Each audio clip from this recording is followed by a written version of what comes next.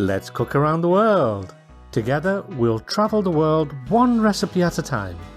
And today's recipe comes from Spain and it is croquetas.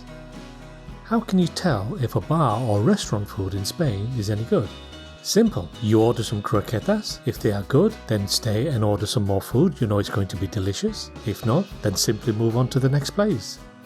Croquetas are popular throughout Spain and are cooked in most Spanish homes from leftovers from the day before. This can be either meat, fish or vegetables shredded into small pieces. Literally any leftover food can be added to the base of olive oil, flour and milk and turned into one of the true delights of Spanish cuisine.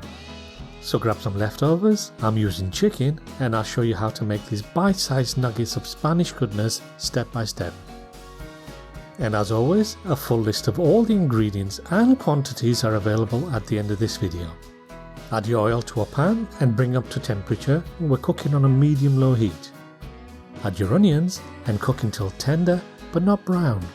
By keeping the heat low, we can cook the onions until they are soft and tender without browning them. This should take around 15 minutes, so be patient. After around 15 minutes, your onions should look like this. Now add the seasoning and garlic, mix well and cook for a couple of minutes. I'm adding just a small amount of salt at this time. I'll add more nearer the end. Add the flour and mix well. We're going to cook this for a few minutes, stirring occasionally. Again, we're not looking to brown the mixture, we're just cooking the rawness out of the flour. When you can start to smell a slight nutty aroma from the roux, it's time to start adding the milk. Just a little at a time to avoid any lumps. Stir until all the milk has been absorbed into the mixture. Now we're going to continue adding the milk a little at a time until we've used it all up. And each time we're going to stir until all the milk has been incorporated into the mixture.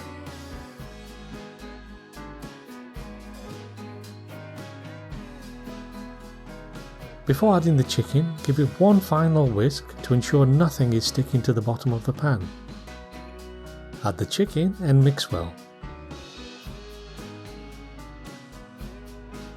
Unlike me, try to use a wooden spoon for this, as the whisk will give your arms a thorough workout. That's better, much easier to stir now.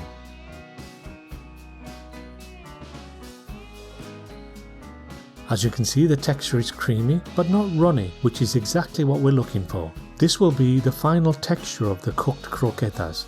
So we're going to refrigerate this until it sets and solidifies, which is going to make it easier for us to shape and roll. Transfer the mixture into a bowl. Cover and place in a fridge. It needs to chill for a minimum of 2 hours, overnight if possible. After a couple of hours, the mixture is set and now it's time to shape them. We want about 2 tablespoons of the mixture for each one, as this will give them an even size. Use your hands to mold them loosely into a sausage shape. We don't need to be too precise at this moment, as we will get the final shape once they've been breaded. Size-wise, we're looking for approximately 1.5 inches in diameter and 3 inches in length. And once they are rolled, it's time to move on to the breading. Add the breadcrumbs to a bowl. I've tried coating these with homemade breadcrumbs, but it works best with shop-bought ones. I suggest you do the same. In the other bowl, crack open 3 eggs. Add a dash of milk and whisk until fully combined. Add the croquetas to the egg wash. Ensure all sides are fully coated. Next, we're going to coat them in the breadcrumbs. Try to use one hand for the egg wash and the other for the breadcrumbs, otherwise your fingers will look like mini croquetas. And now it's time to give them the final shape. The mixture should be firm enough to mold into shape, but not too soft that it collapses in your hand. If that's the case, then you need to cool it down a while longer so it sets properly. To fry the croquetas, add some oil to a pan and bring up to temperature. I'm using olive oil as this is what's traditionally used in Spain. We're looking for around 180 degrees Celsius. The oil must be hot enough to cook them all the way through, but not too hot that it burns on the outside but still raw in the middle. Try to place them rather than drop them in, as we don't want the oil to splash everywhere or on anyone. Add just a few at a time, we don't want the temperature of the oil to drop too low. Cook for a few minutes on each side, turning regularly. We're looking for an even golden brown colour on all sides.